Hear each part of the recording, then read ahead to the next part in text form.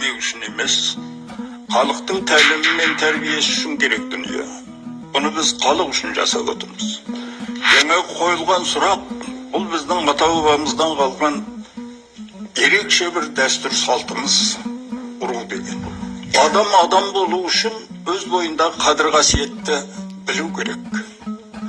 Өзінің кемшілігін тану керек, сонда барып кісілікке жетеді екен. Ал халық болу үшін өзінің бойындағы қадір қасиетті терең түсініп барып, елдікке, ұлт болып ұюға жетеді екен. Дүние жүзінде 2500-ге тарта халық бар. Соның ішінде 7 атаға дейін қыз алыспайтын, ұруға бөлінетін халық қазақ халқы. Ал осы дүниені, міне кәрің бар, жасың бар. Осыны тәрбие ретінде, осының негізі қайда, мәні қайда, мағынасы қайда, кім тәрбиелеп жүр? Атана тәрбиесін осыны ашып көрсетіп білді ме, ұрулықтың негізі қайда екенін, және мәні мен мағынасы қайда екенін? Ешкім білмейді. Европа мына гендік дүниені 18 ғасырда ашқанда біздің ата-бабамыз біздің еліміздің 2 ғасырында ашады.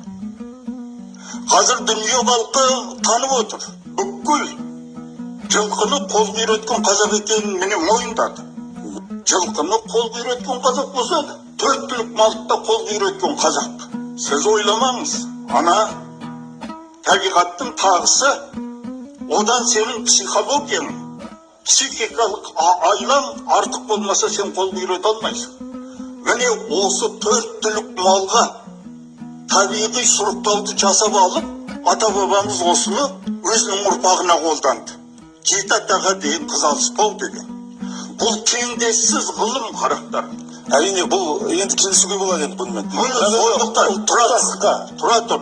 Қауіп төндірмеген бар. Қауіп төндірмей, егер бір ұрулықтың қадір қасиетін, сіздерге мен айтайын, осыдан 6 жыл бұрын міне академик Оразбақ кішкентай проверкаға салып, 43 ұрудың қанын апарып зерттеп, хромосомалық деңгейге келгенде бірақ адамның қаны болған ғой. Бірақ адамның қанын көрсеткен табиғат.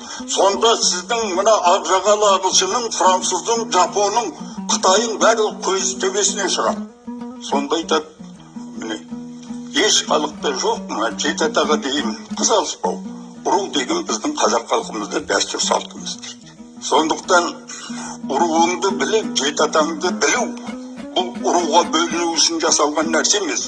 Біз надандықтан, білместіктің салдарынан өзіміздің ата-бабамыздың жасап кеткен ақ дүниесінің бәрін қаралап, осындай жағдайға келіп жүрміз. Сондықтан ғылымға өңілу керек, білімге өңілу керек. Сонда халқымыздың қасиеті танылады. Жақсы, рахмет.